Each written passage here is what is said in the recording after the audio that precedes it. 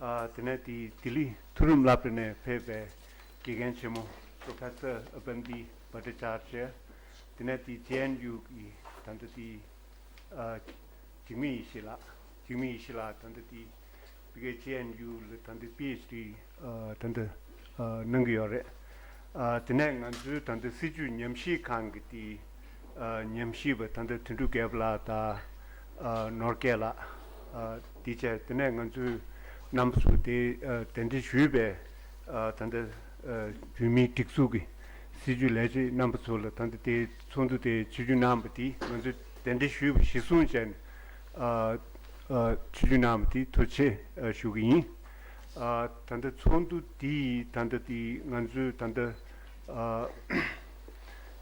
Tudu Naya Tanda Samsu Jelenchia Zorati Tanda Simle Ching Yu tanda di sondu chingi shaaba kordire simle chingi tanda di kyaga inji shung tanda kyana mese gegab da pe tanda kunzu sum tumu na shaaba di lo kya kogo yore di indu tanda kongu sigyungi lamdun wo la nganzu la tanda simle rang sondu chik da dine di jinda dunbe na la 미게 딜릴 티 손두직 티 초 유승구도 초 고야기 티더 균센 소라티 단데 벽이 티 게지 모디 디급데 세보 다 접매바 임베 티 텐스트라직 레두 틴두 단데 트리 nganzu chone ti sondu 초 고야 균센 소라티 단데 손두 딘니기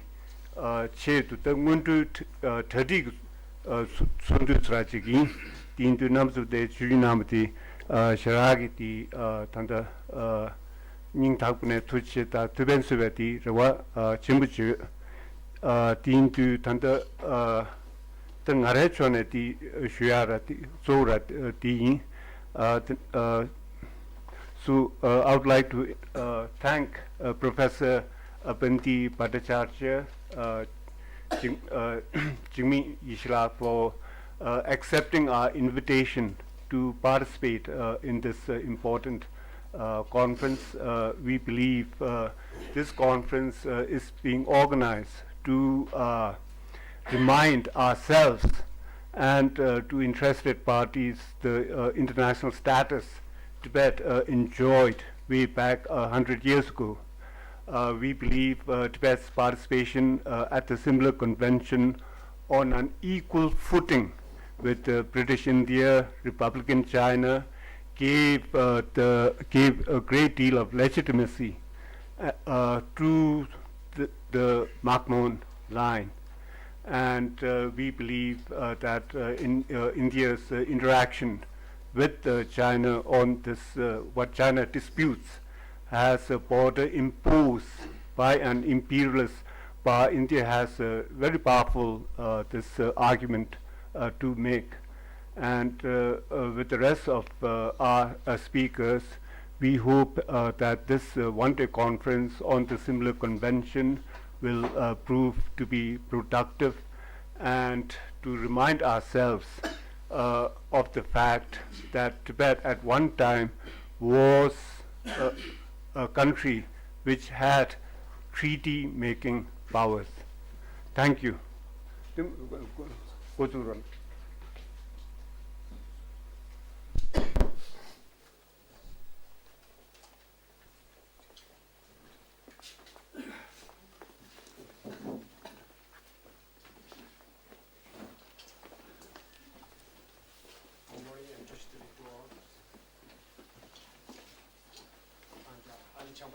The moderator for the first panel of speakers. Actually, I was supposed to speak in Tibetan, but because of business of Professor Abandi, I have decided to speak in English. Okay. So. No.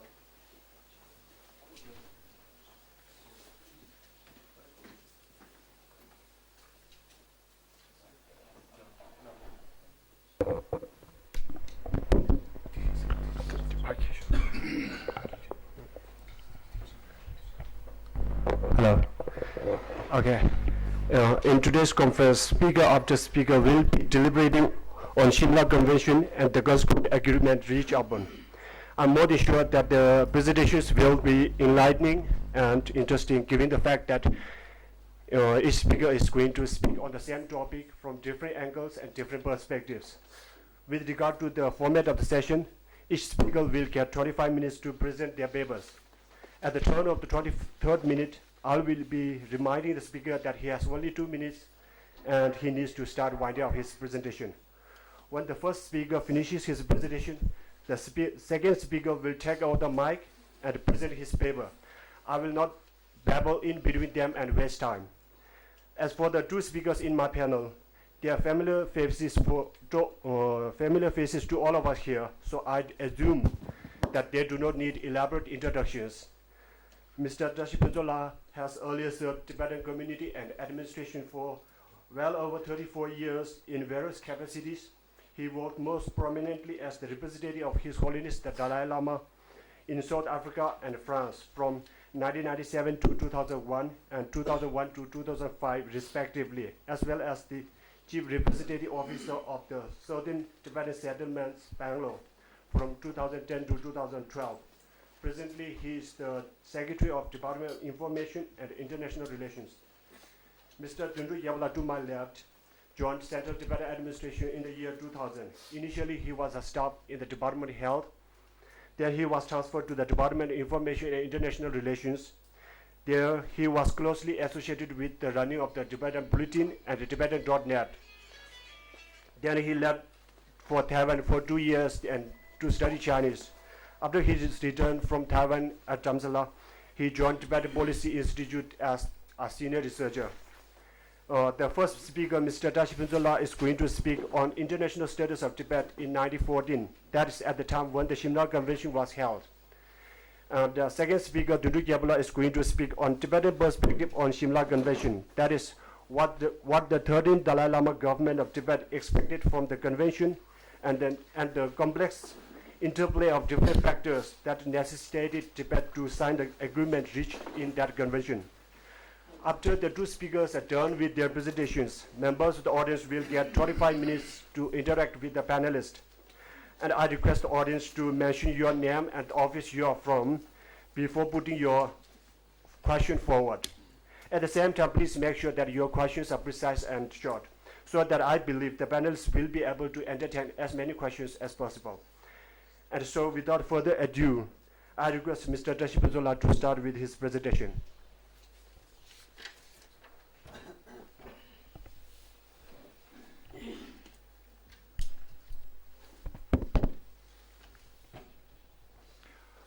Good morning.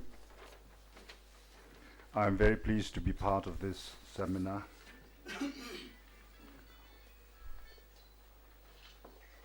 Of course, the invitation to the seminar mentions that this is going to be a seminar of scholars.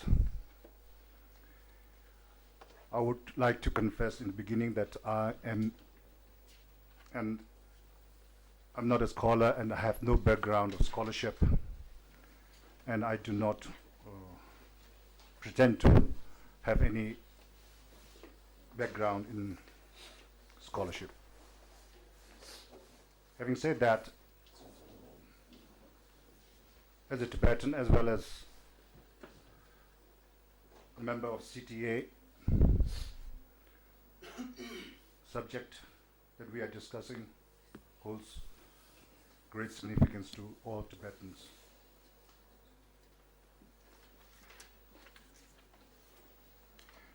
Generally, scholars are expected to be balanced and objective, but because the subject is very important for Tibetans, I do not pretend to have that objective idea while I present my understanding about Shimla Convention.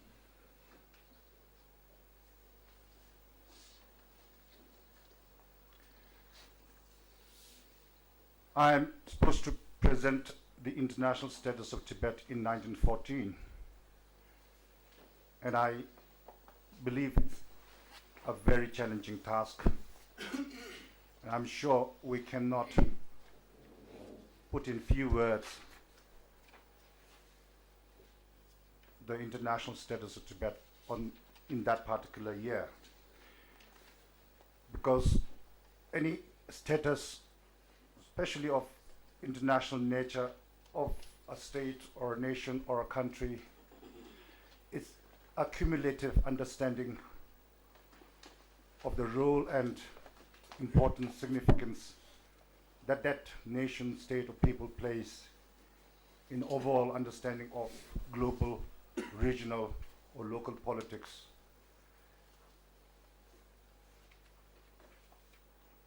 During that period. Therefore, I would like to present some background of the geopolitical situation of Tibet and related parties before 1914, so that we can understand actually how that status evolved in 1914. It's also very important for us to reflect into those periods, because any event in political and geopolitical nature does not happen in isolation, and history therefore plays very important role to guide us. And George Sandayana said that if we don't remember history, we shall be condemned. In my view, trying to understand the international status of Tibet in that period, we have to try to understand very often used term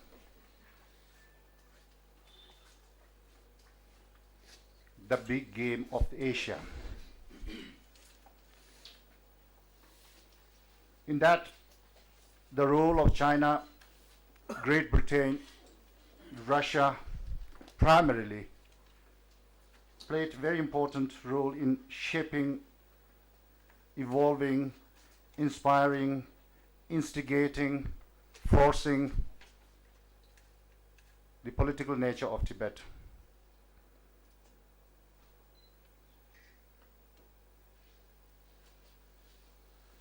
Events in Tibet did not take place in isolation, therefore we were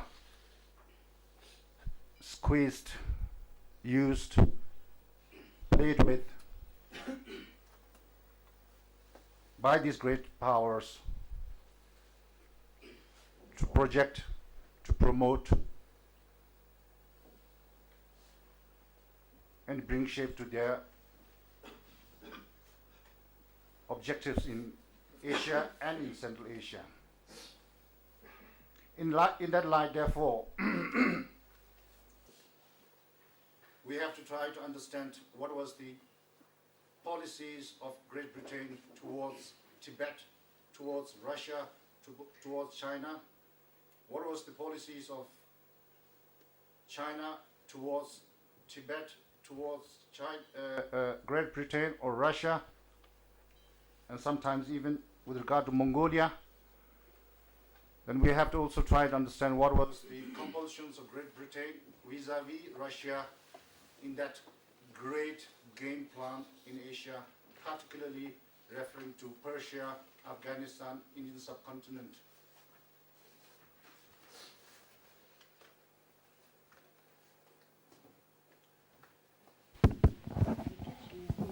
In my attempt to understand this vast subject, I have read few books, and I hold that they are not complete guide to understand that, but having said that, then those books will be my guide.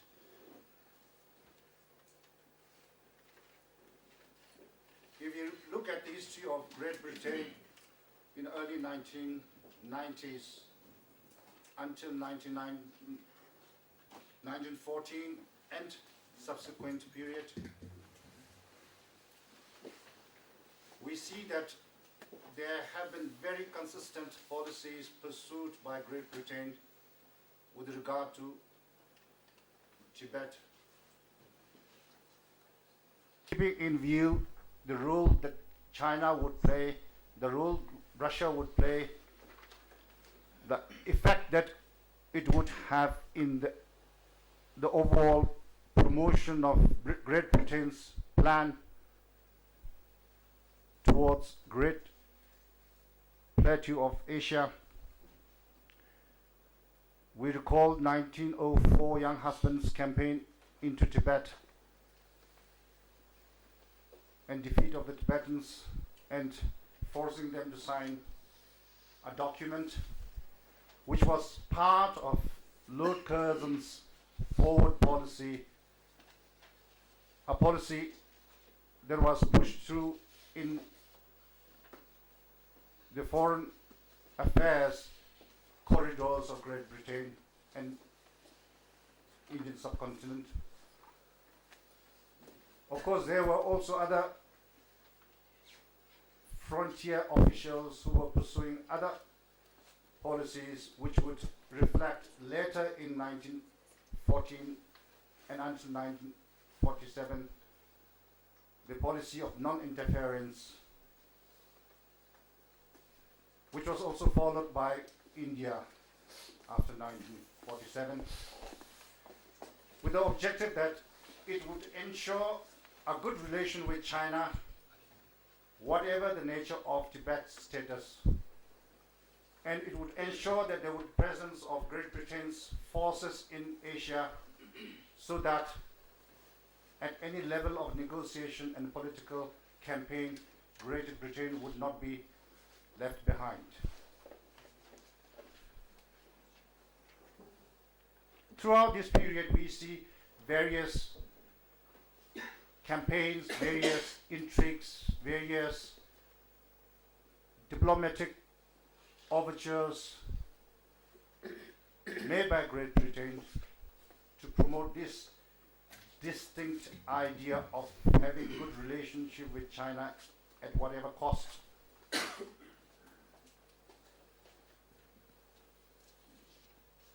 Even to disregard their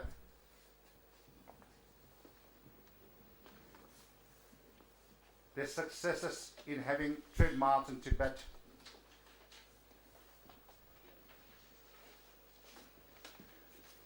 Through the documents that we read, we will see that Great Britain was also trying to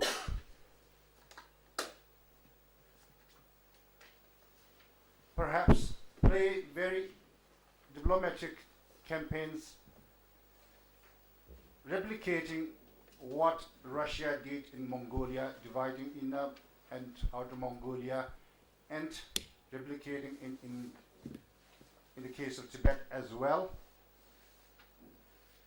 There are suggestions that at certain period, perhaps the furthest point of Great Britain's influence in Tibet would be Lhasa and not further.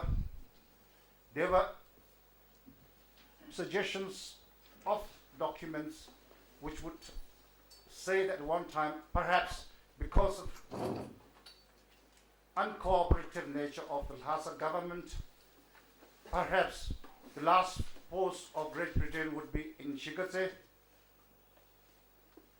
There are also suggestions that to extend the Himalayan frontiers of Great Britain, perhaps the last post would be at Gyangse or even at Chumbi Valley.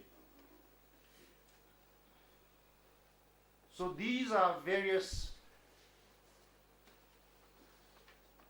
zones of interest that Great Britain pursued in promotion of its basic objective of keeping China happy, Russia at bay, and having its footprint in the Asian plateau. Even there are suggestions that at one time, perhaps there would be a coup d'etat against His Holiness Dalai Lama to promote these objectives. So we see here that there are no affection by Great Britain for the status of Tibet or for the welfare of Tibet. On the other hand, of course, we have the Chinese long-standing policy on Tibet and for Tibetans.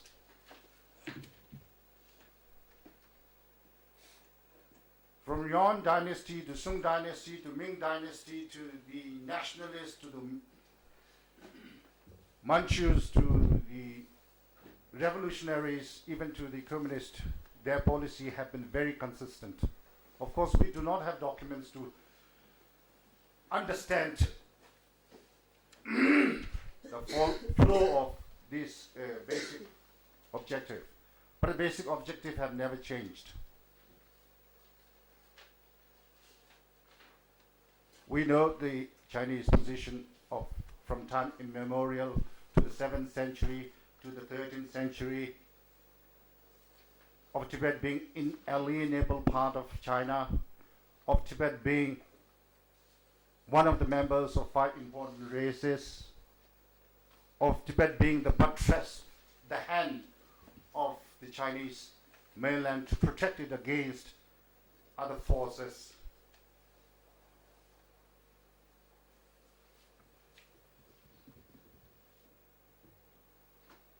There has been consistency.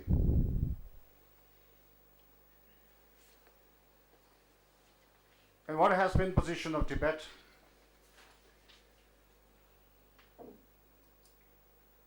Of course, having unstable governments and unstable positions, Tibet therefore became victim of game plan of these various powers. Even around the first 15 years of 1900, there were different forces in Tibet. Just go back a little bit of China. For example, of course, China territorially claimed all Tibet, but in physical nature, there was a time of Tibet's border being at Tarzido, at Chamdo, then later on even to Yanda, which is just about 100 miles from Lhasa, and in 1910 in Tibet. So these are from southwest, you have zones coming into Asia, and from east, from China, you have zones of territorial objectives very clearly marked in our history. And in our own part, it's natural that there would be people of different nature, people of different objective, people of different political lineage, people of different political philosophy, people with a lot of political ambition.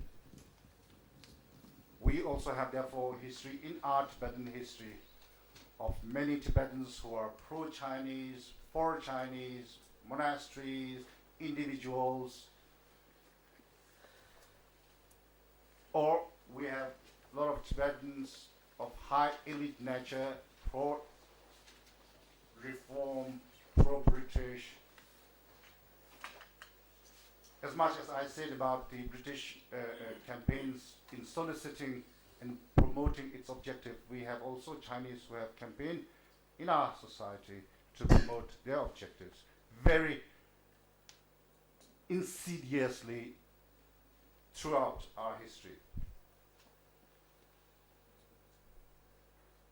In 1910s, we have a Tibetan leadership very much pro-Chinese, monastic institutions very much pro-Chinese, high officials and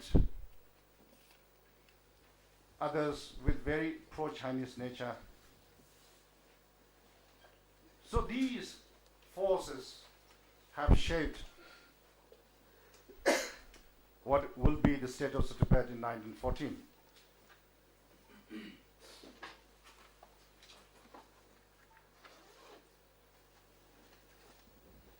Then the Russian aspect.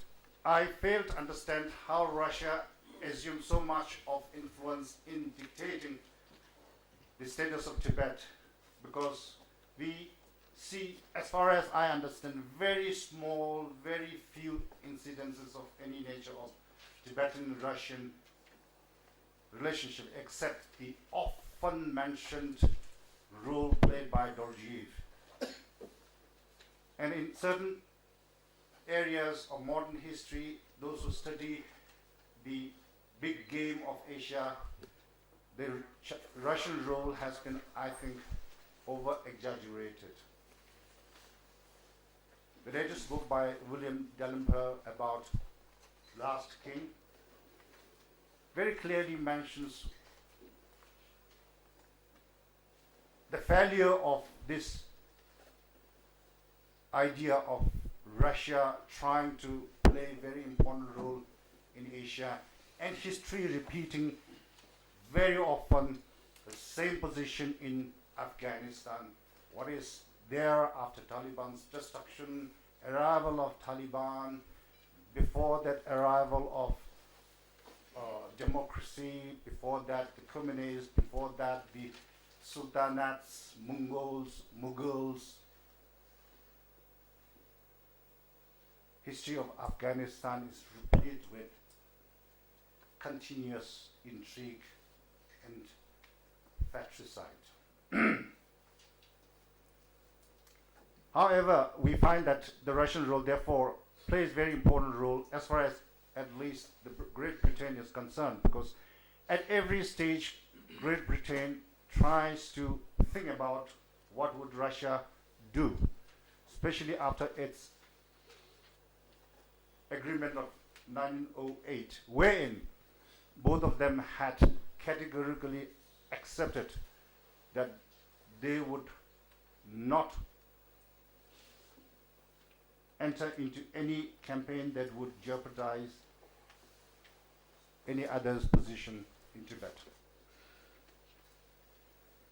So this being very important part of my understanding about Tibet's nature of game.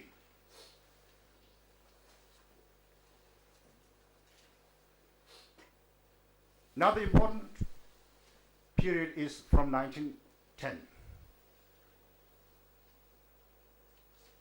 In 1910, please recall that His Holiness the Dalai Lama XIII was going around China and Mongolia as a refugee because of 1904 Young Husbands campaign. And when we study history of the great third Dalai Lama, we must go deeper into the nitty-gritty and details of history than to see episodal headlines. His period has been of great misfortune, great sadness, great upheaval, great experience of refugee life twice.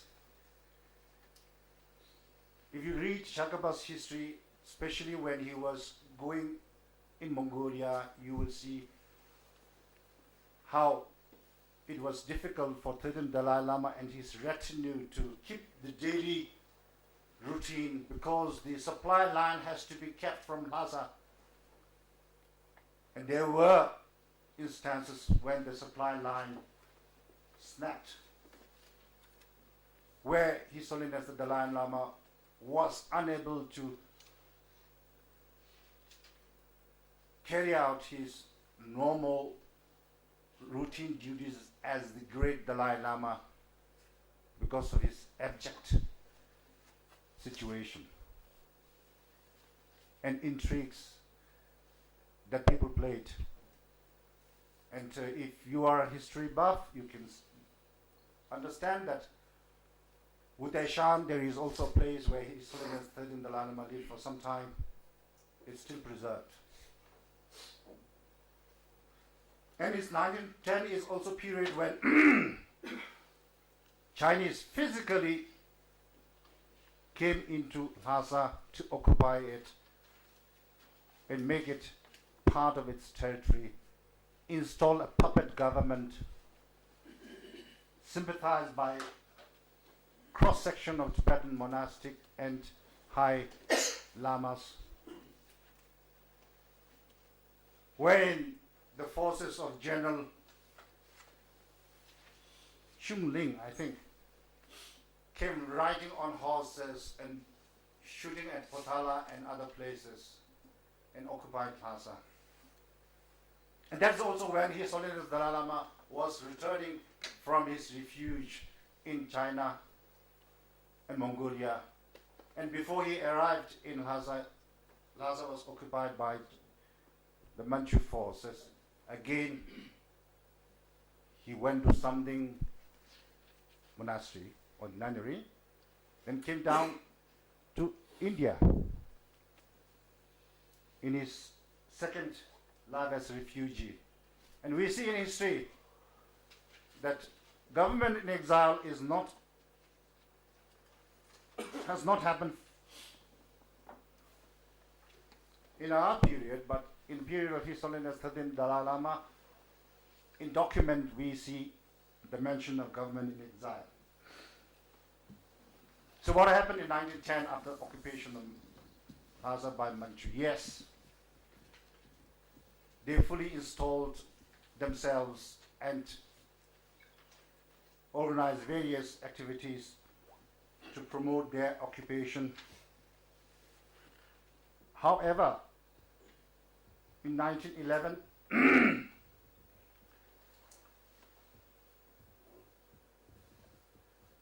perhaps it may be termed as very good fortune for us, the Chinese Revolution happened. Sun Yat-sen's revolution took place, and there the Chinese occupation forces in Lhasa and Tibet faced a lot of internal confusion, internal intrigues.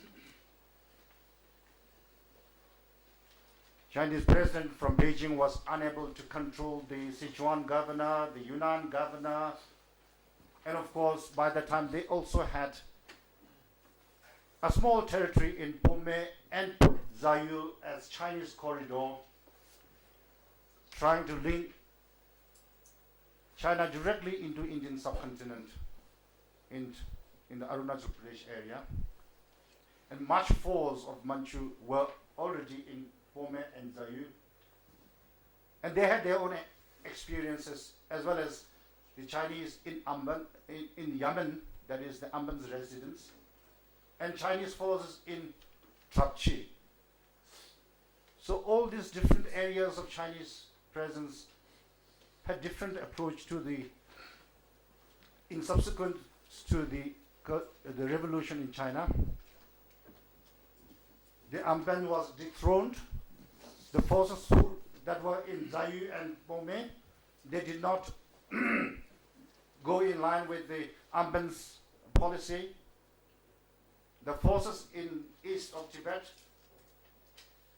were not forthcoming to help the forces already in Tibet. So the forces of China in Tibet therefore were in disarray. That is where the Tibetans seized the opportunity of the century, where the Tibetans put together whatever forces that were available from their own military, their own voluntary forces, the monastic forces, and all available forces, and in attempt to get rid of the Chinese from Lhasa. In this, I would like to also mention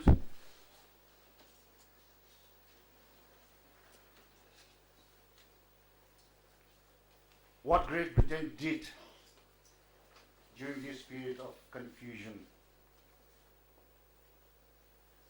I repeat, Great Britain did not do anything to alleviate and help Tibetans in this attempt to expel the Chinese.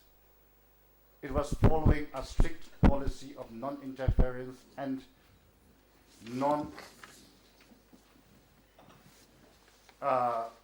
not harming China, not harming Russia. And at one period we see that Lunje Shada was requesting the British Foreign Secretary to send at least 100 armed forces to assist His Holiness the Dalai Lama to return to Tibet, which was also politely refused. To that extent, the British official, policeman, spy, whatever you call it, Mandela was stopped entering into Lhasa to pursue that policy of non-interference. And at that time, therefore, there was much confusion in Lhasa. The Nepalese were trying to play their own role of having presence in Tibet. Tibetans were trying to put together all available forces together to expel the Chinese, even to the extent of using the good offices of Tibetan Muslims, requesting the monasteries, individual volunteers to come up. And we very much hear in our history that we expelled them, but we must also understand how difficult it was to carry out. How obstinate, stubborn the Chinese were in moving out of Tibet despite their very abject situation. Great Britain was trying to play some role of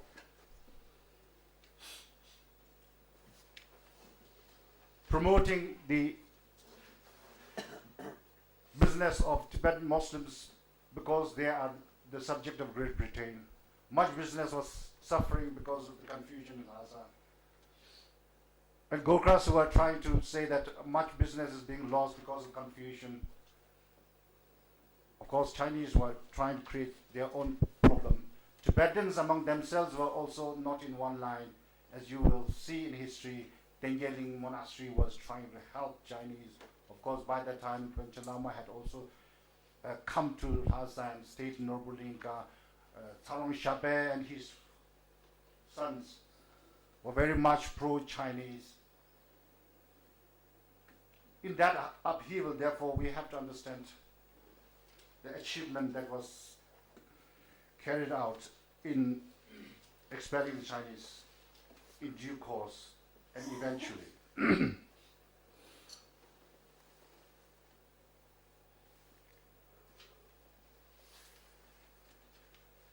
So, in this perspective, we see that therefore that Chinese had their own objective, Great Britain had their own objective, and Tibetan situation was also in such a situation. However, with the expulsion of Chinese in due course, going very reluctantly, and then going first, then the general going later, and 1,000 Chinese and 80 women and children going later on. It was not very straightforward expulsion. It was very hard campaign to carry out. After having done that, therefore, we came to a situation where in the history of modern Tibet, we have an era of, we call independence. In other areas, we call great freedom. In certain places, is an era where Tibetans and therefore Chinese and Great Britain on equal footing met in Shimla. Of course, Chinese wanted to meet in London, but Great Britain forced them to attend in Shimla. The first the Shimla conference that took place from 1913 October to 1914 January, where Lunje Shada, as you will read in history, tried his best to convince and put together documents to enlist Tibetan territorial zones through revenue documents, administrative documents, carrying mule loads to Shimla, whereas even the Chinese had only few papers present. So, in the nature of truth, in the nature of reality, in the nature of document, Tibetans stood very tall. But in the nature of politics, in the nature of strategic thinking, in the nature of imperial object, Tibet did not stand tall. Yes, we met with Chinese in Great Britain, but the first Shimla Convention that was signed in April 27, 1914, eventually initialed, we signed, Great Britain signed, we thought that document to be binding. China withdrew, we signed a trade agreement with Great Britain. We did not sign a political document with Great Britain in 1914, what is called a Second Shimla Convention. Of course, there was a clause which said that China would forfeit all its whatever thing that it had in the first convention. So politically, yes, we sat with Chinese on equal footing. We signed documents. Yes, that was the first time we were signing international document. Of course, in 1930, we also signed what Great Britain and other writers say, an agreement said to be signed between Mongolia and Tibet, and signed, said to be by Dorji.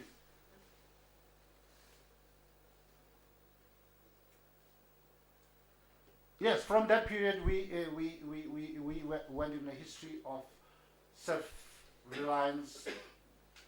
But to conclude, because of time, we had an international standing. Therefore, at the time of being equal footing, being able to sign agreements. But yes, whether we sign agreement with China or Great Britain or not, China has not lost its historical claim of repeating Tibet being part of China. Whether it was put in the document, not put in the document, that right historical rule continued.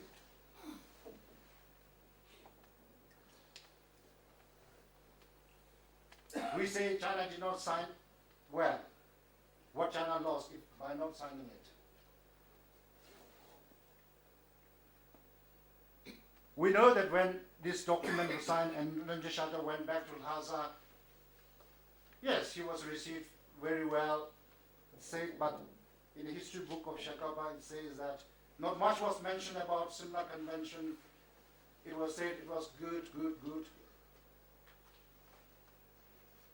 In the sense that there was not much of applause in Tibet. We know that, of course, I have not seen in history books, but we hear that Rinpoche Shalta had great difficulty in obtaining audience with the Dalai Lama. Yeah, we know that Rinpoche Shalta, after signing that document, the Great Britain powers were very pleased and gave a gift of 5,000 guns and 5 lakhs of bullets. So what is the outcome? Great Britain continued to use the same political term that Tibet is a suzerain of China.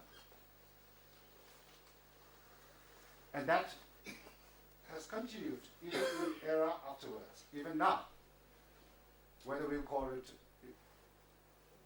autonomous region of Tibet or whatever. So we call that we had a very great standing from 1913 onwards till 1950. True, but as I said, in the politics, in international geopolitical campaigns, the truth did not stand the test of political gimmick.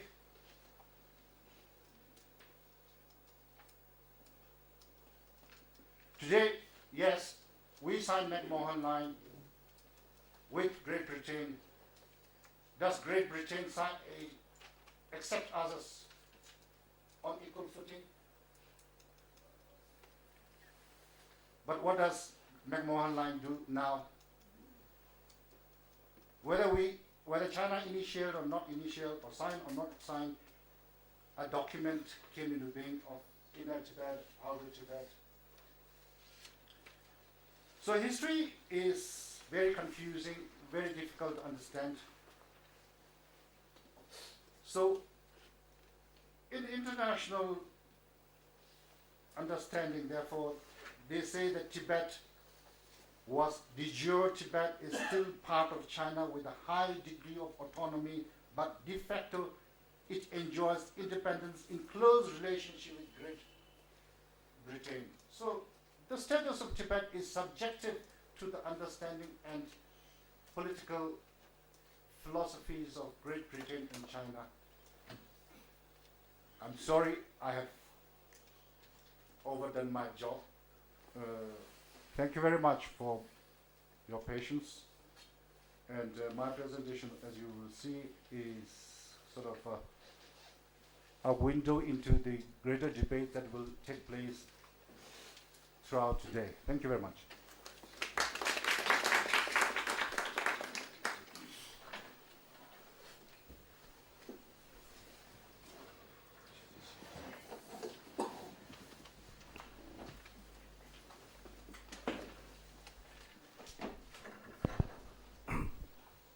Thank you, Shimla, for setting the scene nicely for today's conference in such a comprehensive manner.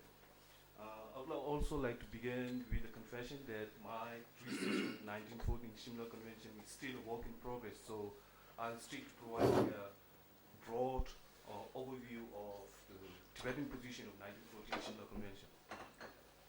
So I think since I'm talking to an exclusive Tibetan audience, I think it's appropriate, it would be appropriate if I would recall the fact that in our history lesson that we used to have in our school, you have those bullet points of historical facts that support that Tibet was historically an independent country. So in those bullet points, one of the facts that we used to have is 1914 Shimla Convention. The convention in which the representatives of Tibet, Great Britain, and Republican China met together on status of equality and negotiated on terms of equality the political status of Tibet and the boundary between then Tibet and China. Irrespective of the fact whether they signed the final copy of the convention, after that, since they didn't sign the copy of the convention, Tibet came out of that convention free and independent. That's, I think, the crux of the Tibetan position of 1914 convention. Since Shimla has already spoken a great deal about the historical context of the 1914 convention, I would just touch some of the main historical facts of that time. When we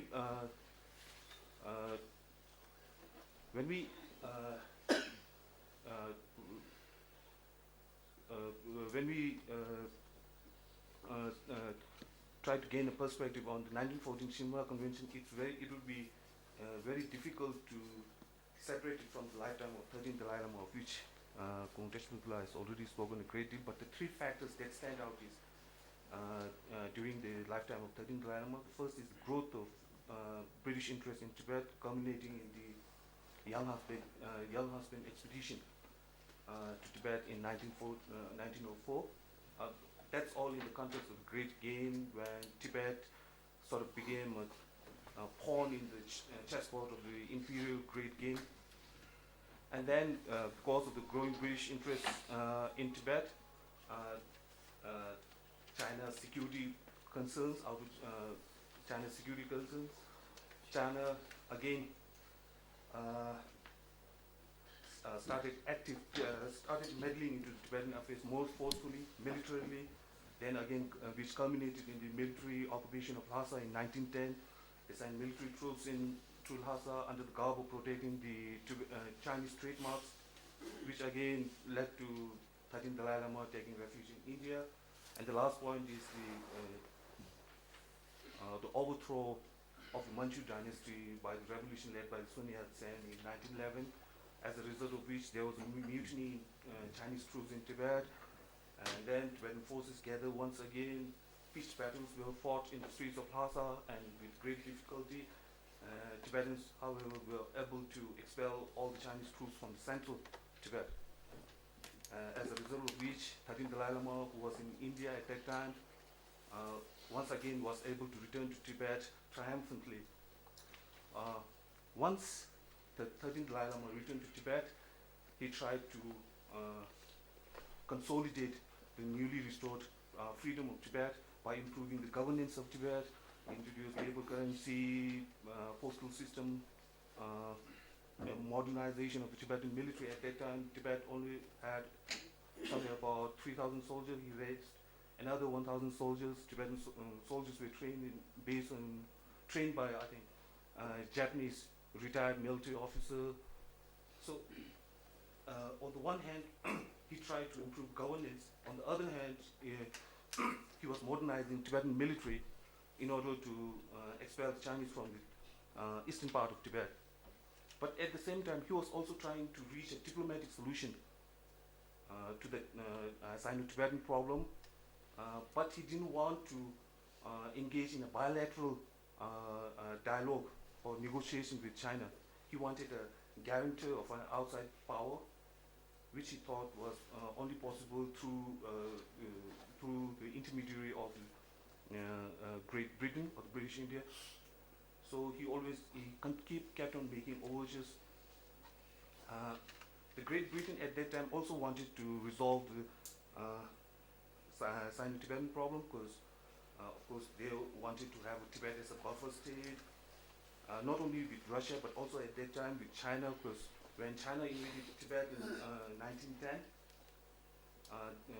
the Chinese troops created a lot of problems for the British trade agents, and also there were border incursions into the Assam region. So the British India wanted to sort of create not only a buffer between British India and Russia, but also with Chinese. But from Chinese side, although they were keen to resolve the Sino-Tibetan problem through bilaterally, but at first they refused the intermediary of British government, but later under pressure and also the fear that Great Britain and Tibet could sign a bilateral agreement, they somehow succumbed and agreed to participate in a tripartite conference in Shimla. So that's the sort of background for the 1914 Shimla Convention.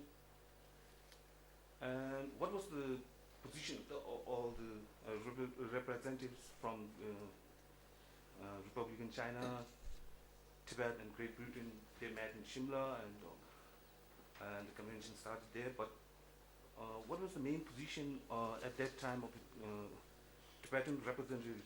Was, as instructed by the 13th Dalai Lama, was nothing short of sort of independent status for Tibet with all its three traditional provinces.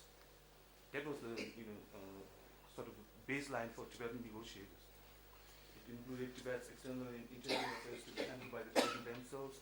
Essential issues with regard to foreign countries were to be dealt with through the British government. No other than Chinese traders, no Chinese officials or soldiers were permitted to remain in Tibet, and the Tibetan borders should be extended up to the Tatsedo, which amounts to the all three traditional provinces of Tibet. The Chinese position were equally very strong. They wanted Tibet to be an integral part of the territory of the Republic of China. They promised not to convert Tibet into a province of China. Plus, they also wanted a guarantee that Great Britain should not annex any portion of Tibet. They wanted to appoint a resident in Lhasa with an escort of about 2,600 soldiers, and they also wanted that Tibet's external affairs and military affairs should be under China, and Tibet should enter into negotiation with other powers only through the intermediary of China. And the China's territorial claims extended as far as up to Congo-Gamda, which was only about 100 odd miles from Lhasa. So that was Chinese positions. And I wouldn't like to go into details about all the arguments and counter-arguments that took place during the negotiations of the 1914 Shimla Convention, because it's like Tibetan position. Tibetans, they explain their position as that Tibet from early history has been free and independent, that the relations between fifth Dalai Lama and the Manchu Emperor was essentially of a priest-patron character. There was no political relation as such at that time, and they also said that the genesis of the whole Sino-Tibetan problem at that time was result of the excesses committed by the Chao Fang soldiers, who later marched into Lhasa, and as a result of which Tibetans had to expel all the Chinese soldiers from Tibet. And then a Chinese argument was Tibet has been a part of China since the time of Genghis Khan. The Manchu Emperor has conferred title upon Dalai Lama. The Chinese had militarily assisted Tibet when Dzunga Mongolians invaded Tibet, and later the Gurkha armies when they invaded Tibet. And that the whole, the reason why the British invaded Lhasa was because Dalai Lama was relying on the counsels of the Buryat monk Dorjiev, and again then Tibetan response. Even though the Genghis Khan militarily invaded Tibet, but he never ruled Tibet directly. Plus, at that time, there was a priest-patron relationship with the Mongolian rulers and the Sakya rulers at that time. The whole of all three traditional provinces of Tibet were offered to Sakya rulers. So, unlike that, Manchus, when they invaded, Mongolians, when they invaded China, they directly administered China, and they ruled China for about 100 years. So, nothing of that sort happened with Tibet. Secondly, the Manchu Emperor had conferred title upon Dalai Lama, but so as Dalai Lama conferred title upon the Manchus, it was conferred on an equal footing. And if mere conferring of title which shows that Tibet is part of China, then the Russians also have conferred title upon the Dalai Lama. So, and then Chinese military assistance during the Dzunga Mongolians. Tibetans claim that there is no evidence to suggest that Chinese have assisted in the expulsion of the Dzunga Mongolians.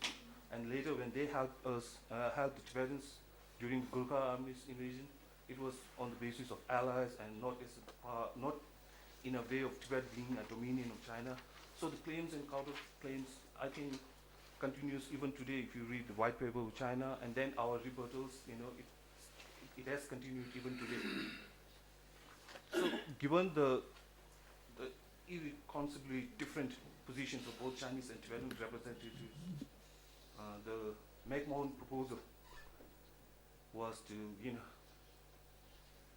this map. It's the division of Tibet into outer and inner Mongolia.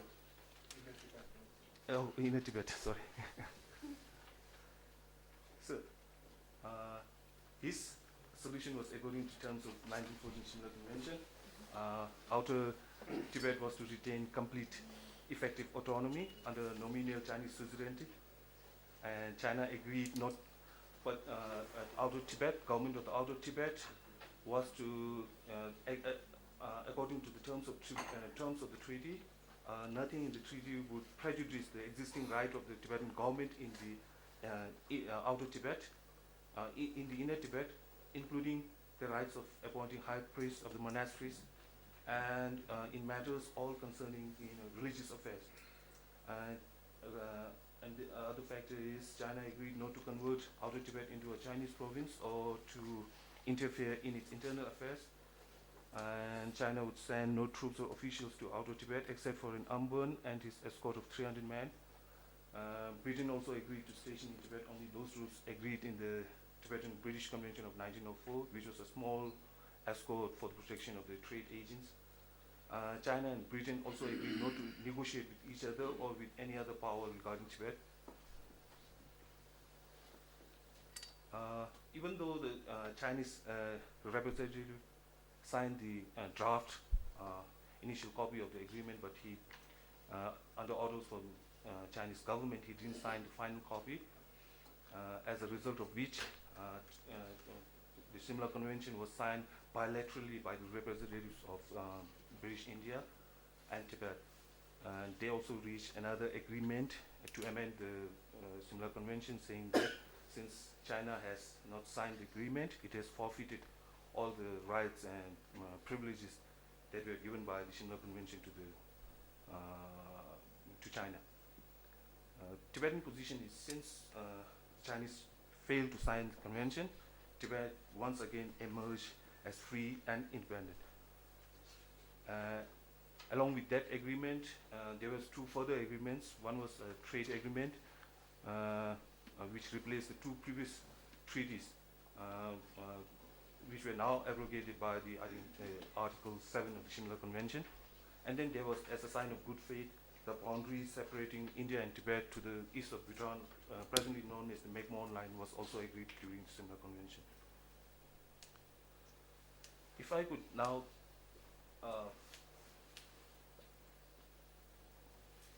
conclude by saying, what was the end result of Shimla Convention? Who was the main winners and who were the losers? I think, as Teshnudla said, Great Britain emerged as the greatest winner because they had favorable trading rights in Tibet. They get to settle boundary issues. Plus, they also they were successful in creating a political vacuum in Tibet, which would serve as a buffer state for not only with Russia but also with China. And then Chinese, they didn't gain anything, but they left the Shimla Convention unratified just to resolve the Shimla agreement at some later time of their own choosing. As far as Tibetans were concerned, their most pressing issue, which was to resolve the political status of Tibet and resolve the boundary issues with China, that were not resolved.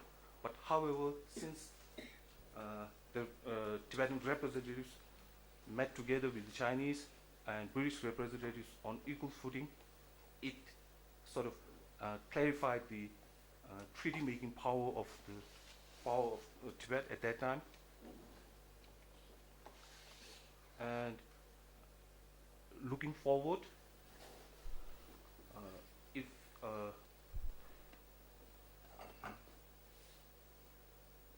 I could now, since at present when we look at the Shimla Convention, it always in the context of McMahon Line at present, because border hostilities that are going on between India and China. There are thousands of troops stationed on borders, standing guard, eyeball to eyeball, not knowing whether small skirmishes could lead to all-out war. But if we look back into the historical context, then the situation then, even though the political status of Tibet has changed topsy-turvy compared to what it used to be, but still the underlying issues are still same. The concern of India can be compared to concern of British India at that time. The concern of Chinese that the territory of Tibet could be used by the outside forces to interfere in the Chinese internal affairs, that's still the same. The concern of Tibetans, our demand to manage our own affairs are still the same. So looking forward, I think the only way to resolve the boundary issues is only if we could resolve the Tibet issue. If the issue of Tibet could be resolved, I think it would help, I think, in a way to resolve the current tension between India and China in a more lasting manner. And as far as the Tibetan position of the McMahon Line is concerned, I think from His Holiness the Dalai Lama to Sikyong has already said that it still stands as legal and valid. Even if you look into some of the documents about the border talks that were held between Chinese and Indian representatives, they would show that it still stands as legal and valid, especially the lack of document proof from the Chinese side. Even if I could recall that after India gained independence in 1947, And there was a formal note from the government of China at that time asking India that after the transfer of power, whether India has assumed the treaty rights and obligations of the British government. And Indian government at that time also replied formally that it has assumed all the treaty obligations and rights. Shows that rights between treaty obligations and treaty that were signed between Tibet and India.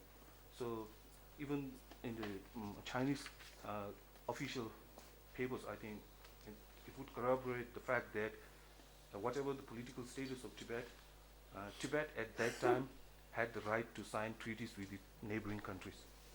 So with this I would like to conclude here.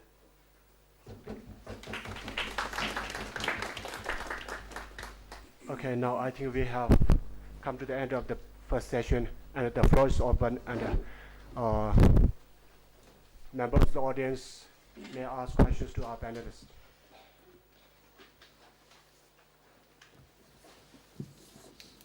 You can ask either in English or Tibetan as well.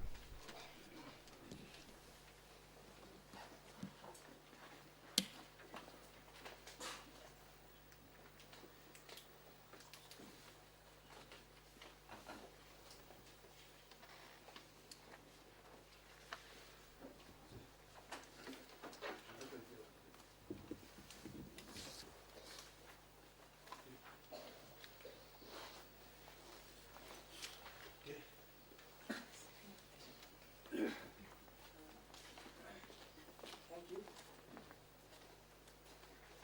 Since I can hear my, everyone can hear me, right? My question is to both of you, and anyone can answer this question.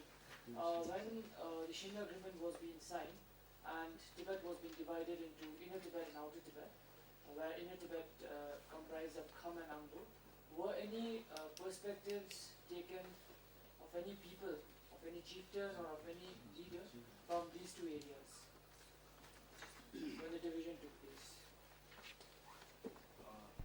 As far as my research so far, I haven't come across such a document.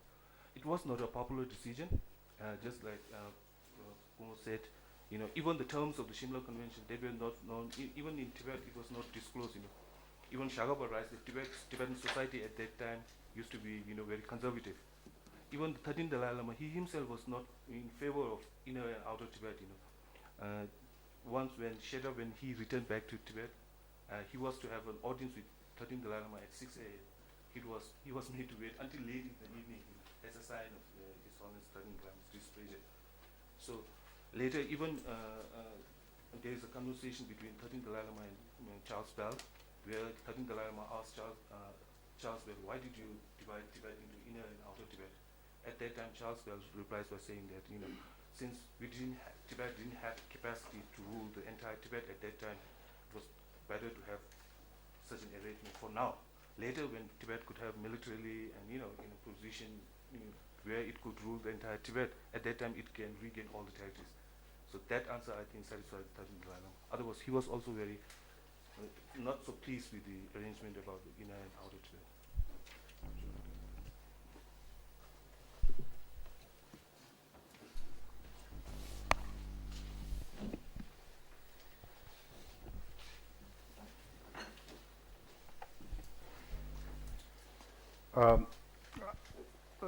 Tunde Jawala answered fully, but I just want to add one point, which I also mentioned in my presentation.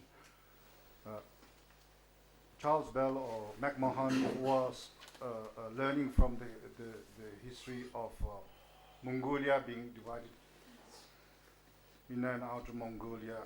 These are political expediencies and political tools that the imperial powers had used to promote and to market territories of nations and countries, states that were under rule of different powers.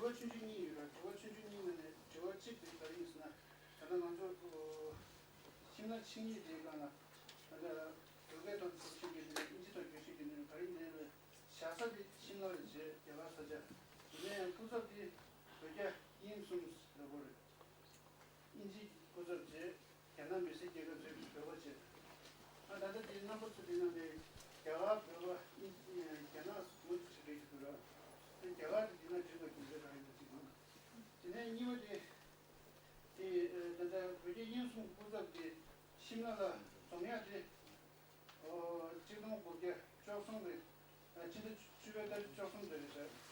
근데 심나 뭐서 세이게지 칭시해야지 지금 주시 진짜 주변에 손제 근데 있는 그 주변에 다리 주도 채우더라. 리버로 손제 더 구주 예고 하야 되잖아. 리버로 가르가는 뭔지 손으로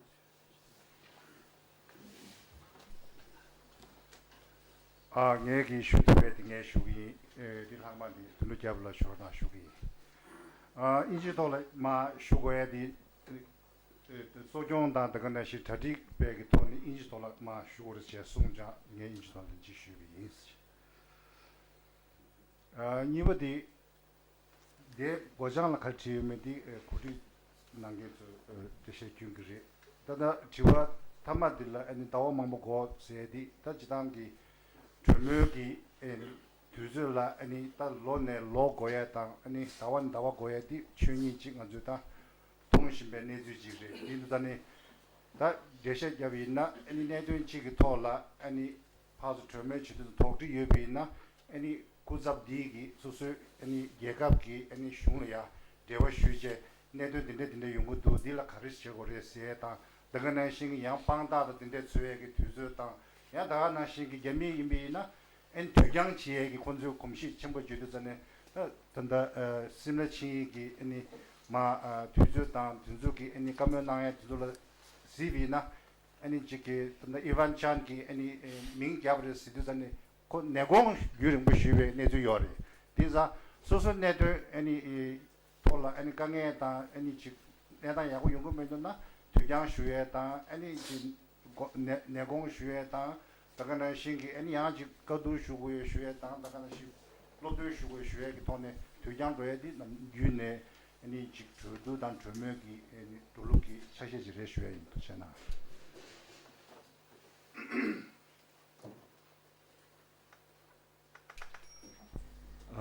단다 피지 데 문주 갸가 두스티고 에디 겸제 디지단 뭐뭐 친이 샤교디 다 다대찰 수도 대화 차고 소 갸가 차고 뭐뭐 갸가기 인지슝기 베트남도 친이 가리샤요 버디 친이 디 제진 버스 차고는 갸가 차기서 한 갸가 차고면서 다대 뒤뒤값이 심나 친이값을 친이 샤교 그지 이 다대찰 대화 소 거 차고 갸가님도 차고요 이제 다 근데 지면 하삼 단다 무슨 지단 담경 무슨 나돈 셰두깔라 갸가 인슈란 티래 다 다디 잘 피제 이 장면 하삼 티 가이스나 디기 제라 단다 디 고주셰 디기 제라 단다 림베셰 모두 된데 기 돌림서 다디 모티 마무 요그래 망제 다 또치슈디 다디 잘 대화 차이 되게 인숨 들어 되게 그 되게 인숨 나 땅 우리 디면 인시 왔다 다디 소스면 되게 힘숨 나오시서 이제 근데 차고 레선 때따위지단 아니 디기마로 규run고 고야티 베베초네 차고 나무를 모두 저것은 라지 개업체 야인지 야가 칼로 디디 야나 프랑스 디 란초 타부체 딱 디기마 파부 제주가 아니 돌리서 한도 공무수 문 시를 규경 이제 도에 문제 먹고 싶어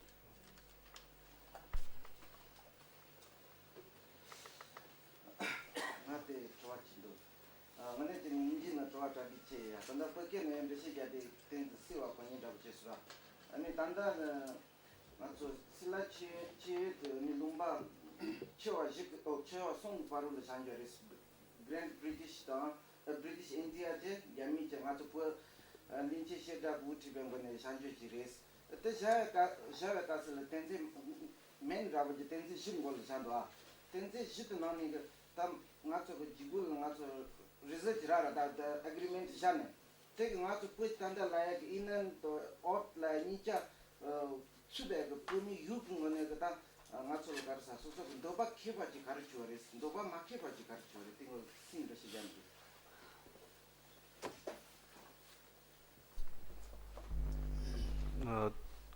대박 해봐 디수간 좋아요 말해 샤잔 대박 해야지로 수간 좋아요 말해 something 가이서는 배벌로 두고 저거서 찍제 된대고라 로아 또도 사비 원주기 산점디 배 다제도 봐도 인스투스란 거 조지네다 칼로레 아 자미기 딱 하면 돼 사이 가요 말아 콘조기 이내 또 쉬쉬디 되게 가 망고치도 인지 난 감라도 지지 망고치 체했어 또 쉬쉬디 값도 값라 자미기 사다 마야디 금제 쪼우디 가게는 벽이 찹시 내단디 말해 콘조기 또 견주 쪼우 지해줘로 벽이 찹시 내단 벽에다 야나기 산점 딱 집을 딱 먼저 벽 야나라 집에다 남벽이 산점디 가와요 콘조라는 공부 점도 봐도 있으라 먼저라는 마 다지도 딱 간다가지 타마델 지주도 다주니 빠라디 캐데로 콘조 원래 마치 쪼들다 딱 원중원에 셰디 가르라는 나 지단이 개미기 원에 칼로레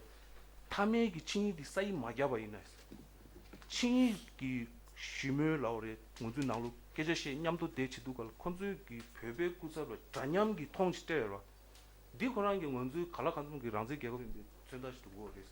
모두 랑주디요. 또 가에서는 술래 당구 못된 제거점 아주 베베고잡라 베기 내된 톨라 타주 지역이 왕자 여버디 디켈렘 브로. 딱 담에 타주디 코란도 대바 뭐 포마보 디기 무디 중마 중래 디 계작하가래데 이내 콘도 될 냠슈 제거점 인지 슝고잡 베베고잡 재미고잡 단대톤이 두스 냠슈 제거디 코란 가르병 거래 베베고잡라 베기 내된 톨라 점유지에다 단대톤 점유지에 토단 여버디 하고 진이셔 비 문주기 그 칼로리 내된 개체 집는 디레섬 타마데 다 중조의 문주 대법포 중요 중매 디네주 가라 소디 냠슈제 문주기 있으면 베베 랑주기 소디 페이지 근데도 메나선 니 알아서 디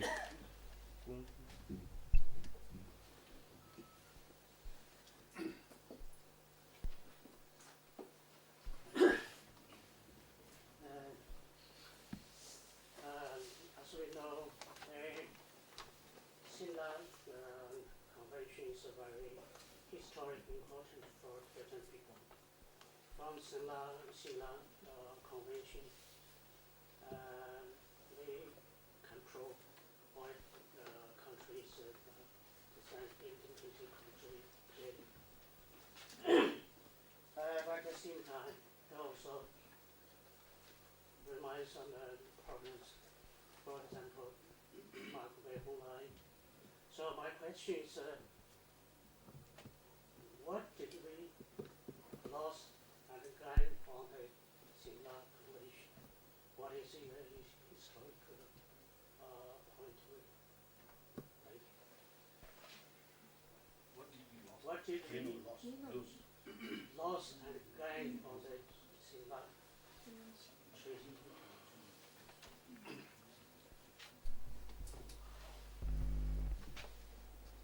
I think since as I told you earlier, I was just answering the same question to him. The biggest gain that we had was, the proof that Tibetans have the right to negotiate treaties with its neighboring countries. It's the acknowledgement from the Chinese representatives.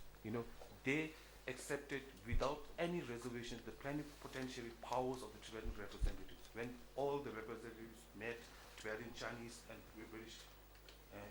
British Indian representatives, they met at Shimla, for the discussion of the 1914 Convention. They accepted without any reservation. So that's an acknowledgement on their part. Since plus after since they didn't sign the final copy of the Shimla Convention, the biggest gain for Tibet was the Chinese. They forfeited all the rights and privileges that they've gained in the draft convention. So as a result of which, Tibet again emerged as a free and independent country. That's the Tibetan position.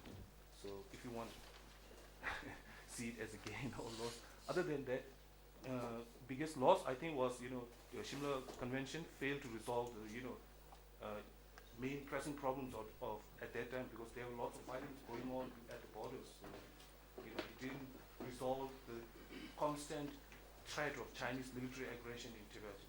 It didn't resolve that. So the fightings kept going on and on. And if you look at that time, the Chinese, I think Chinese military headquarters were at Chamdo in 1940, and then a few years later, keeps shifting because there were constant fighting going on in the eastern part of Tibet at the time. So as far as the cessation of hostilities is concerned, it didn't solve anything. I think that was the minus point of the Shimla Convention.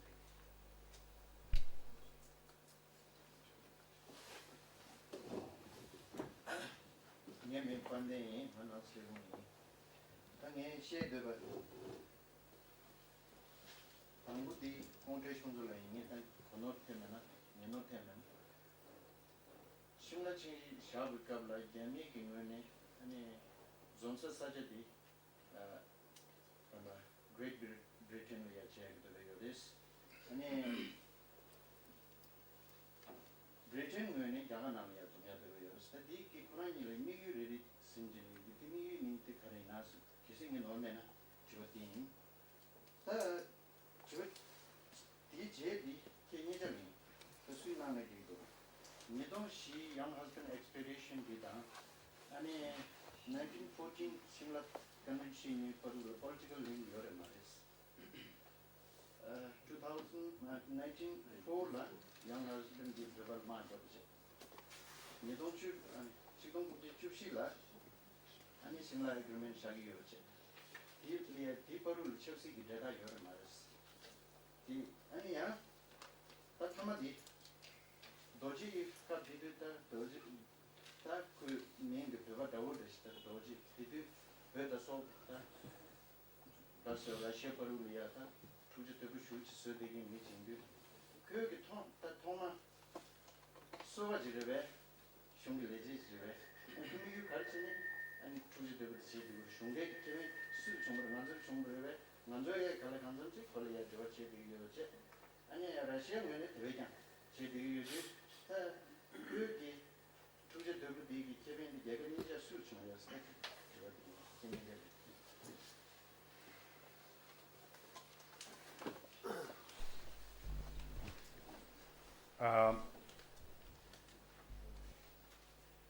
단지질 거가 슈모가 돈에 또 벽에 또 내 단지 슈고 디기 주고돈 직슈 인디질 단다 진리 표초치 지난 간주 여기 엔네바디 십사고 시고에 개침부 시부지리 니나네 니 이동 주시 뒤즈랑 간주 네바 카르레세 딩간주 시고에디 단지 슈고나시 간주 계카기 예람난기 뒤즈 개침부지다 애니 첩스기 통해 시작이 애니 자침부 임부지 애니 비미처기 예지 통다 애니 댕복 침부 통해 수술 네바 템페단 세다치에 고급지 중원디 내는 찍 이거디 간주 단다 이 주동 국제 주식 네바블라 아니 섬주다 저도 지도 전에 개침부 찍라 대갑기 내주 가르레 대갑기 내당 가르레 대갑기 강에 가르레 대갑기 기증난 가르레 대갑기 아니 요타메베기 첩시 벤조 막타 사기 아니 강에 가르요메디 켐베톤에 간주 단다 내주 슈에디 엔틴주기 아니 가소르 강에 메베톤에 섬해보지가 간에 섬주 슈두전에 딩이 다다 데마데디 라주 인지미지 겐쿠 난고고요레 디 인드전에 아니 간주기 신다 심레 칭유로 식주디 아니 게랍다 무요네주 다당 간주 아니 로 가지 제라 파타에 기 고급이와 딩이 아니 뭐주고 제디 빼면서 개침버리 되네 반델라기 집어 당부디 딱 디리 아니 직다 인지 토네 안다가나 시 디디 베슝 토네 베구 인지를 슝원나 신기 아니 다직 만주 게리 조강가마 페르마 피츠베셜 베구 내던 토라 아니 지키 다 타츠베 내주 용해라 아니 진데 고도 시두자니 인지 토네 다 벌슈기 뭐며 토네 지당 이제나라 미디에이터스에 다 거런터스 제 tin데 송주도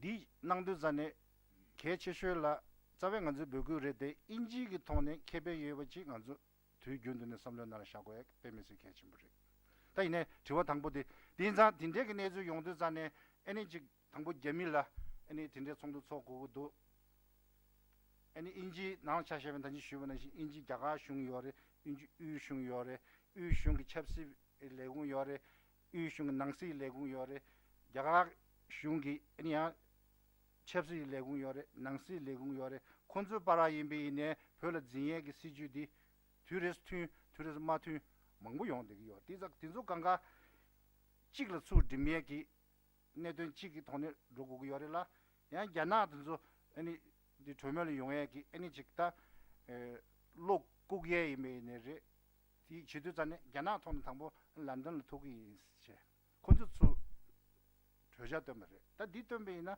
아니 직다 nguyusu sanzam nyebu mewa ta ani del jeyu da magmahon da 콘주 단 딘조게 타링볼 조고야 다 아니 nge직 쟁기도 다가는 시간서 런지 샤자 코남조 이미네 타나 심베 당부 다질링 제리 런던 다 메바 차와 가스나 균제 가르스나 타링보 도스케바 다질링 제 제니 심라 뼈드자네 아니 간주 런지 샤자 베디 표네 타링보 쉬우시도 아니 파주 조묘슈에다 롭돈슈에 두즈 슈고도 13 메자 강에 도시에 진짜 숭주요래 딘전코 더 조묘기 아니 마림기 탑시 레림 dig드자네 아니 펜준기 아니 지키 가소레 고드 두비엘라 아니 차게 망보 샤야디 고도당도네 당분데스 중샤 런던 데네 베샤베나 니바 다질링 지에 가면 중샤데 타마디 심라 지에 내다 독샤샤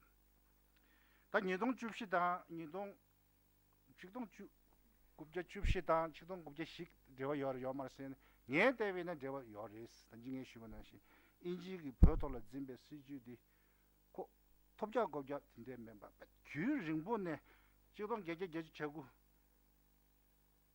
얼마 대랑 안주 칭이 샤와네 제 인지기 되든디 시자 샤제 코 룹답기 아니 산에 레제 산에 뽐보 산에 기상와 산에 기 nga숑 우기 낭시 레공 펜주 저도 림바 중제 가는 타면 미유디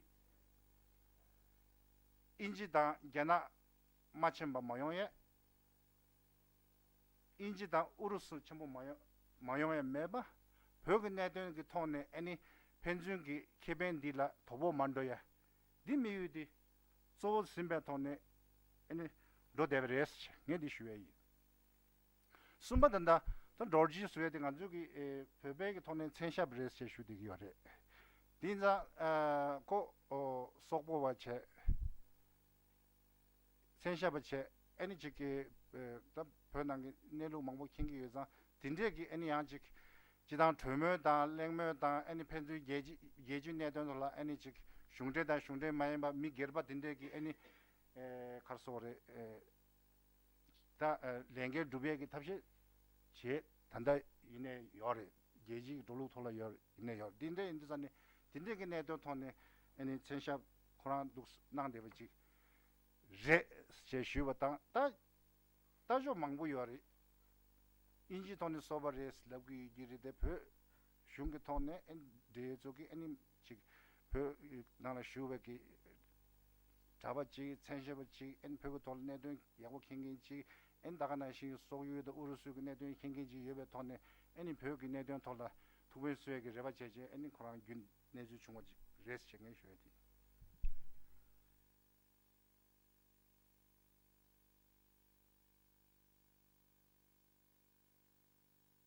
I think we can entertain one more question. Last one, please.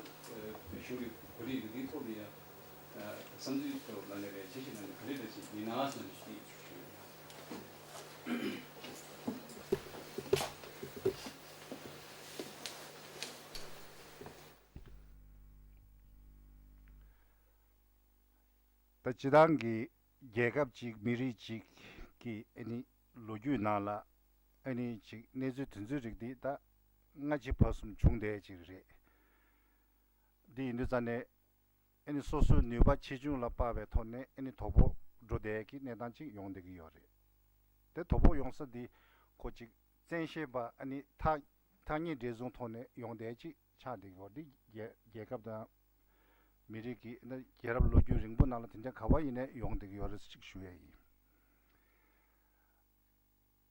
니버디 진대기 사균 단 진대기 송조 체토마도 디갑단 투기 아니 다 슝다 아니 고티 쪽이 이렇게 내단지기 돈 차기 요래라 내가 내신기 고 차기 요래 쉬에 준제 가서는 고야 예윤기 니고기 아니 예갑도 소소를 뉴슈 채웠다 또조 채워 중는 랑신기 종균 라기 요래 간중원에 아니 송전 간부다 디갑라 아니 자나 시안 파도 침비 있어 간주 지키 게랍지에 요래라 다가 나신기 자가기 아니 강가 연제를 간주기 아니 사숭 제베기 게랍로주 요래 게랍나라 다딘데 망부 용데 그래 가사갈 요래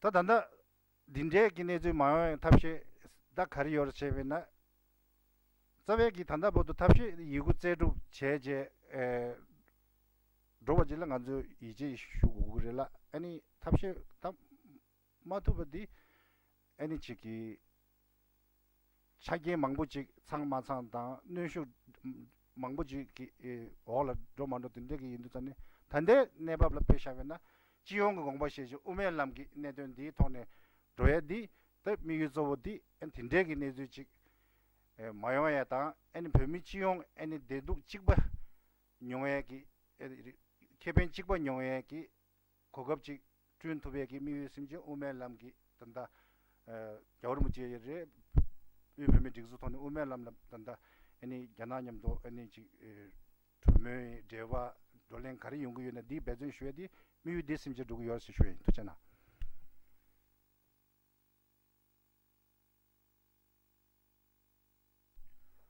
아 되게 니질라 소에죠 단다 팀듀레래 니 되게 팀듀디 쉐디 단다 푀치베다 낭베다 예와체 아니 딜라 캐날 별 밍삼기 다완유스 라야다 수즈렌티 라이디 카이센 게미기 타메 칭이디 사이 게 메자두칼라 콘조 톱다 카 요버티 메가 차레스 덴데손자 푀기 란제 게가비 버티 꺄수 제버 지분 차레스라 쉐티 당고디 치베도 낭베디가 안 디가 토마디 지다니 코란 지베도 낭베디 샤두갈 푀 나로 펜찰 겨우군디 주수미 공바 처음이어와다 디 니중이 되게 인지나 차선 슈자에서 대행의 팀들 라야디 가왈 슈비라나 맥모 온라인 디 팀들 레스 디두칼 베베 쿠츠블라 개급 셴바님도 자냠기 톤이 칭이 샤야기 우왕제디 여버디 세부제 아니 디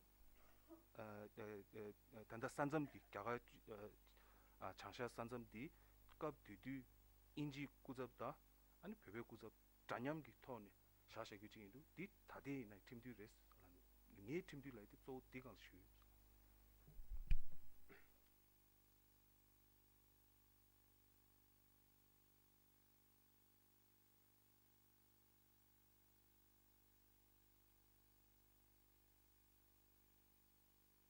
레몬이 이게 저어디다 남도 수나는 뒤도 이 저 당부디 가했으나 공원 대신들로 대한 수 비를 송화대 송신한데 건데 아직 그게 배낭로라 아직 게임 오브 에시아를 배낭로라 아직 야 인지 슝기지 뉴슈지글로에다 지금 러시아게 지글로에다 제 코랑도 바로 편지 받아 이제 보건남도 여기 인도네시아 먹고 싶지만에 직동 개주 나오는 인사 개주 나오는 아직 야가 인지 슝기 이게 웨스트 벵갈 거버먼트기 근데 배낭로 소아스탄도 슈퍼다 다스 소아탄지가 아니 코랑파 배낭로 돈에 되게 직 배기 라마들이 직 대화스 참고스 근데 균이 직다 히자든데 직 상황이 히자들이 단니스들이 직 뭐 구둡지 이 파치로로 야가 파 최치에게 근데 니스 슝샤 디야 시드윙게라 나껴샤 근데 이거 들이 니스 직 상황이 니스지마 실을 통제가 내기 가서 배 슝나 배기가 가져스기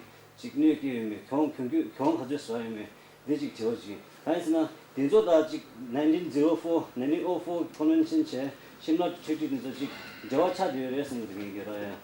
지원이 어디 가있으나 땅 안서 남균도 직 배랑제기 본다 되게 가면 본다 되게 가서 기지 대자가 직 마음씨 킬레디 아주 직 심라 징이체 근데 되는 주변 세미폰 에피멘 대도 시키려고 땅 안쪽에 1904 컨벤션 디지 안쪽에 내가 사고 그래서 못해요.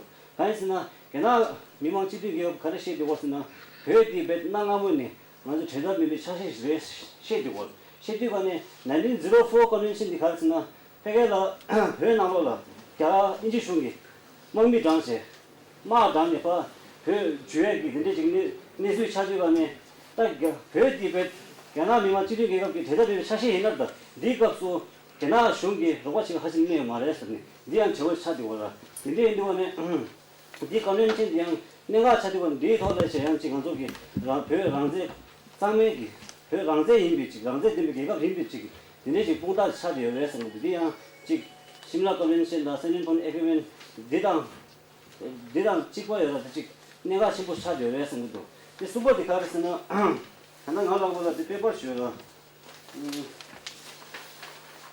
페퍼 디나로라 Dr. Alastair Lemlesto 그러나 왜 체인지스죠. 그 그런 가르쳐서는 디나오나 세닝본 에비멘디 사인치 말레스 디라야 이니셜 표시당레스 미 이니셜디 이 도큐멘트라 담조 표시당레스 디디 인도안에 도큐멘트 웰차 마샬레디 비안지 고바스레스 누르래 디도라 라 심드치 소소 본다 심드치 나랑 이쁘지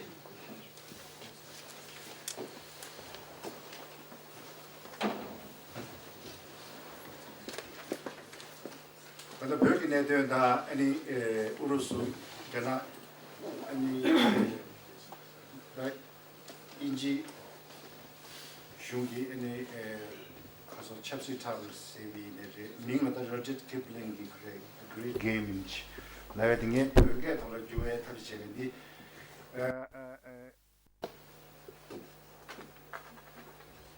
요새 치모스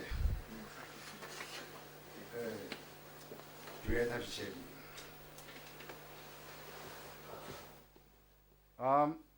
딘자 요새 체면 나라 탑된바 관계기 강당 탑시 요바 차상 배줬던 게 요바 차네 애니 지기 소베리 땅에디 코 랑싱기 레드 지기 임바질랑 안종 거진 쉬고요래 딘자 덕 단다 지난 챔페 야가송원나 싱기 딘낭싱기 히말라야 리규네 바디 소바 망보 땅제 애니 마네 코르제 마네 나라 이자 루야다 좀베다 주다 게럽 로규나 가와이나 여러봐 딘자 소바디 파르땅 초땅 디 랑싱기 챵지 체메기 탑든지 레스체 쉐 지기 니바딜라 심내 칭 초든 줍드 아니 지동 겁제 시기 제도 숨 찍바레 숨에 yorba 자베 익자레 직벌레데 이네 지동 국제 시기디 이니 인지 망미 프로낭라야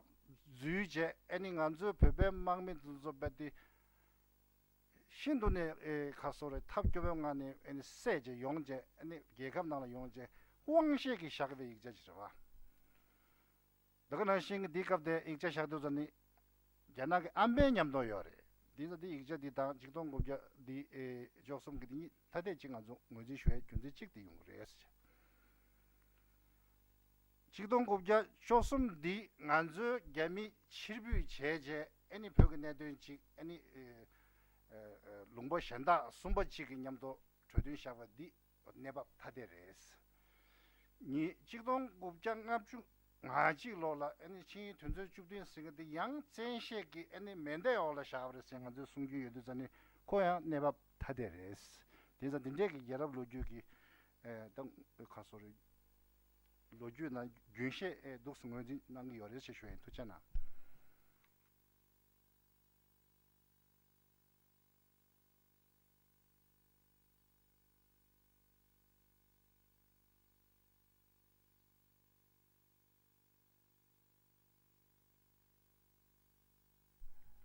the Alistair Lam ki Quran di tidwa di kalore sai ga da di ga mare di khande na la khanda khanje thama del chi thama del kana shungi sada ko yo mare di la du kala kana shungi ngwe ne di khele me di ta se ucha zaro ta di ngwe long ju ga ma ko sada ga re ta ga re ta di tsebas dote kebes bindo kaizana thame chi di sai ga maro Quran ju ki kalore ta ratify che yo mare shungdi ti yo mare di la du kala Tisna Alistair Lam Korangi kyonjo chingi ta keba kha draminda mangu yor ta mangu nalon ta chi madik pa ta dig me wa ta inji shung di chi ta kha dindi shingi kha chi chago ta Alistair Lam Korangi dindi shi do choni won chi ta tagi gubge shilol chojin ni pel kimze gegab ginyam du tanyam gi chingi shae gi wanse yo chik ta di chidan re chigdong gubge shilo tanda inji pel senju che 아니 제라 양 표드냠도 칭이 샤르와 디디 칭이 샤도 짜외 디디 한번 콘소 요르데 이네 칭이 디 디디 태가 인지 꾸잡다 베베 꾸잡 팔샤 디 문주다 디디 까블민데 갔다 가 뒤따도 민데 칠리네 센주 윤두걸 뒤따도 개미기 문줄 로고 치메요 당고 디지 가뒤 디디 까블 베베 지부지 돈레 체르와 디기 제라 냠도 야 칭이 샤 인데 치두걸 인지다 베베 꾸잡니 태가 퍼 샤셰고 이제 인도가라 랑지 다야 랑싱이 문주 딱 몸에기 찹시 내다 딱 둡제 두야 계제직 차고 레삼티도 지단이 이제 센시체 샤교직 레데 이나야 이제 디 베베 꾸접다 인지 꾸접 파 태가 샤교지 마도 디기말 개미기 큐니 요말 다 기말 로봇 치레 야 레게다 지 바둠 치에기 탑시 디타르데 이네 간다간지 탐이 이제 샤야디 베베 꾸접 코란 숙샤기 디 문주 야 게랍 로기기 문주 찹시 내다 가데 디기 둡제 이제 계제지 두 차이 레삼티 다가나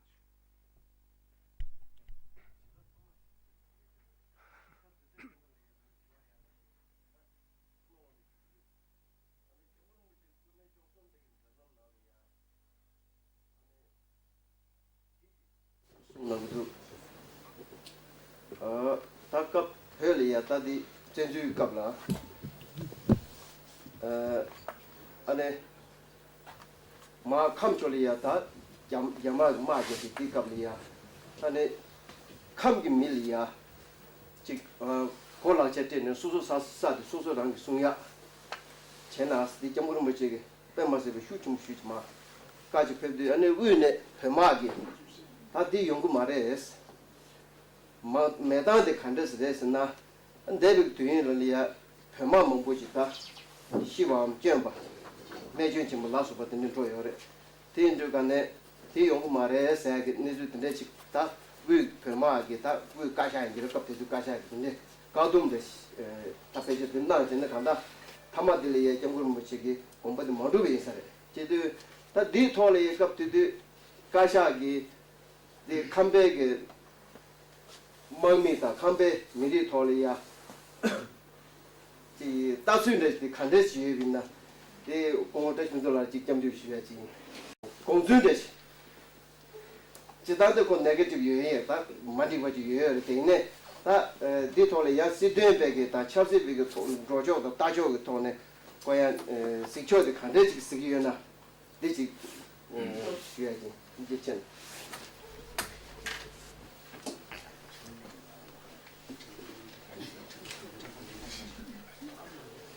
제가 담보디 근데 군대 조선백이 재난딩에 제마서 희생의 휴지되기도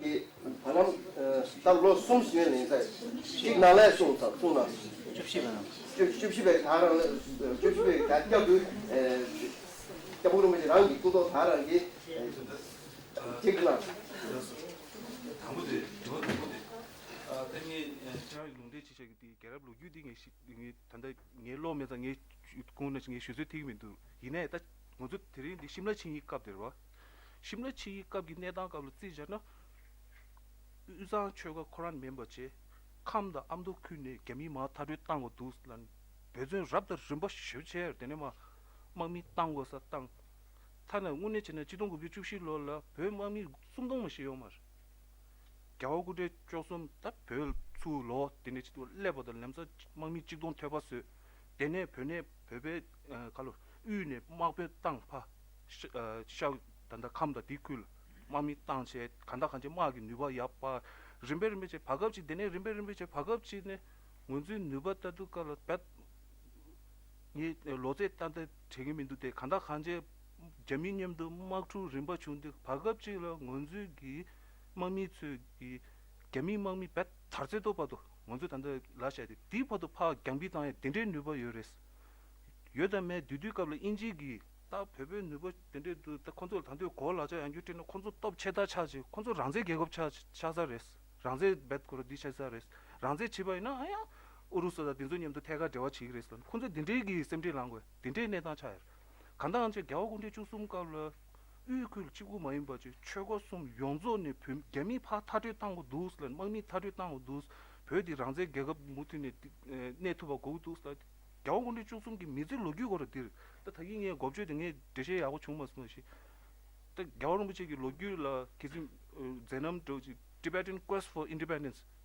주시 딘데 겁주 딘데 지샤네 딱다 링고 겨우군데 주숨기 미즈 로기 날단 베디 랑제 계급직 유행이 배제 랍더 리버치시기 딘데기 미제 로기지를 쓰자 다들 대월에 삼팅 다들 이 대원이와 되지 순서 알 띠따디 셰나로 띠다니다 카지 디디캅로 내나인데 차도 벤처션 변나로래 엔데 용시로 초지기 문주 배트월 게미늄도 무티니 대화치고 그랬어 캠다 숨도 지샤 미소 숨도 지 초지인데 땅 문주 게미늄도 무티니 샤나 별 야가 연구레스 가인스나 다야 코즈기 인지라이 더거지 인지기 벤처션 시김도월 간데치자 라다다 아니 쿠누다 딘조다다 사구 상마 콘즈 파 코란즈 월데 갈로 텐주 체제 딘데치도 걸 베베 카지기 인지라 더거 슈침부 제월 딘데 인자 게미늄도 무튼 디치고레 랑에 카지요 카지임인데 말에 딱 인지늄도 지고레 디디싱에 벤처션 딱 셰럴룬지도 콘즈 쪼치시 차고로 인지늄도 대화치고 dob진 계급도 간당하지 콘즈늄도 대화신 게미를 이제 매워체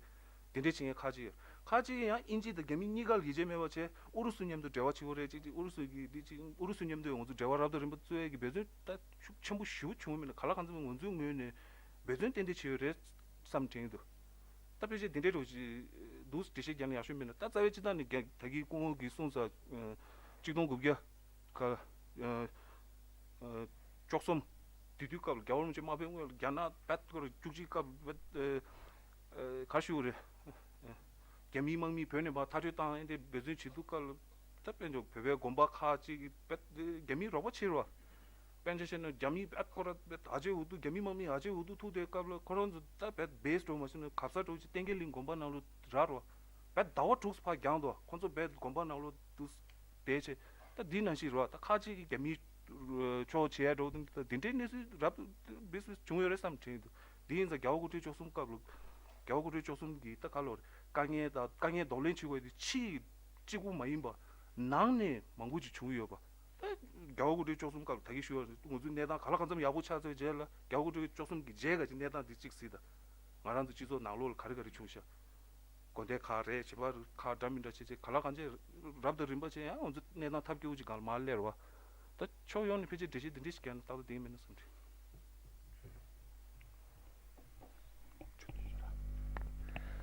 Now I think we have overrun the schedule, so I just make a brief concluding remark.